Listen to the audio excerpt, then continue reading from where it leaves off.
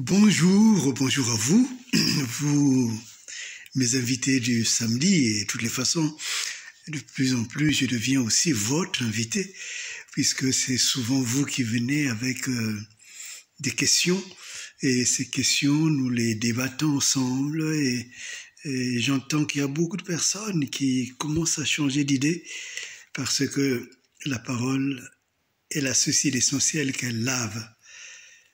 Et par vous, notre peuple est en train d'être lavé. Aujourd'hui, vous avez voulu que je rapporte en débat une plaisanterie que nous avons eue, comme on dit, hors écran, hors antenne, quand je disais que Mobutu a fait une politique beaucoup plus de réaction qu'une politique où il y a à la fois la géopolitique et la stratégie, la géostratégie.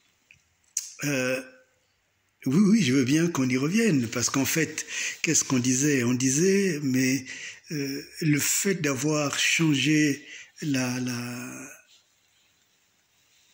le nom du pays de Congo à Zaïre, même la monnaie était devenue Zaïre et je crois que l'avion était devenu aussi Zaïre, le fleuve aussi c'était le Zaïre et je dirais c'était une coquetterie politique, mais qui n'avait en réalité aucune substance et cela n'a eu également aucun impact sérieux.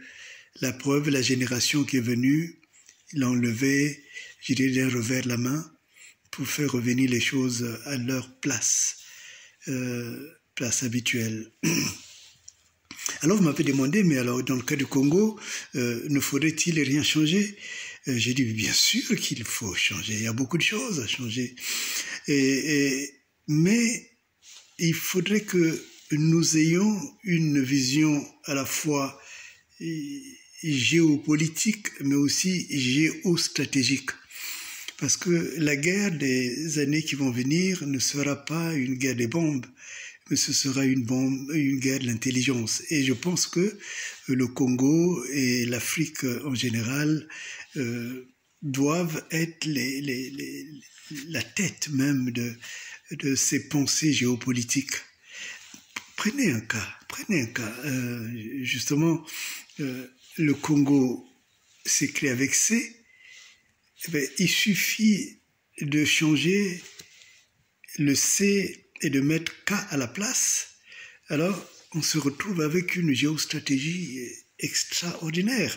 Alors qu'en réalité, on a fait simplement que bouger des lettres, des consonnes, et en bougeant les consonnes, on a touché une géopolitique intense et certainement, une fois au pouvoir, je l'expliquerai, on touche aussi à la géostratégie qui va bousculer et peut-être faire basculer le monde tel qu'il fonctionne actuellement. Donc, vous voyez, et là, en changeant de consonne, on change la face du monde. Et le Congo prend sa place, comme disait Senghor, la place d'une grande puissance, alors qu'on est peut-être parmi les plus petits pays de l'Afrique.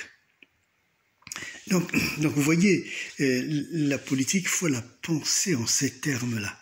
Il ne faut plus la penser par rapport aux Occidentaux, il ne faut plus la penser par rapport aux Blancs, et ainsi de suite. Ça c'est périmé, ça c'est un peu l'enfance de la libération politique de l'Afrique. Et il faut passer maintenant à un niveau supérieur. Et il en sera de même pour beaucoup d'autres éléments, comme la monnaie. Il y a des manières de faire qui donnent une manière d'être.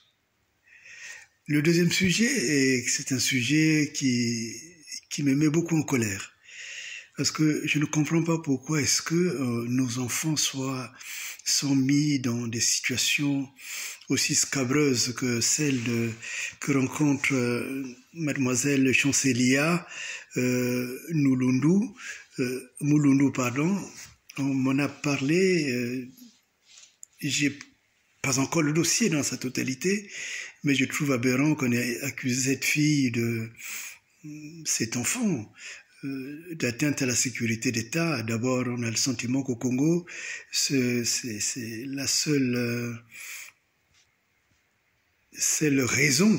raison d'accuser les personnes qu'on a. Mais quand on commence à toucher les jeunes, les enfants, je ne peux pas me taire. Donc je demande à l'État congolais de libérer Chancelia. Et je voudrais vraiment que la libération soit immédiate. Parce qu'il faut arrêter de jouer. La vie est plus importante, surtout dans la jeunesse, surtout la jeunesse d'une jeune femme. Ce n'est pas le moment de bousiller sa vie. Et je demande qu'elle soit instamment libérée. Je le demande à la fois au ministre de la Justice, mais aussi à Sassou Nguesso, au moins qu'il soit utile rien qu'à cela. Donc voilà, transmettez ce message et je suis très sérieux quand je dis une chose pareille. L'autre élément qui me paraît important à voir, c'est on m'a dit qu'on envoyait à Paris des gens pour assassiner les diasporas, des membres actifs de la diaspora congolaise et que je suis sur leur liste. Je pense qu'ils doivent arrêter parce que si je devais être tué, il y a longtemps que je l'aurais été, ou tout au moins j'inverse, s'ils avaient les moyens de me tuer, il y a longtemps qu'ils m'auraient tué.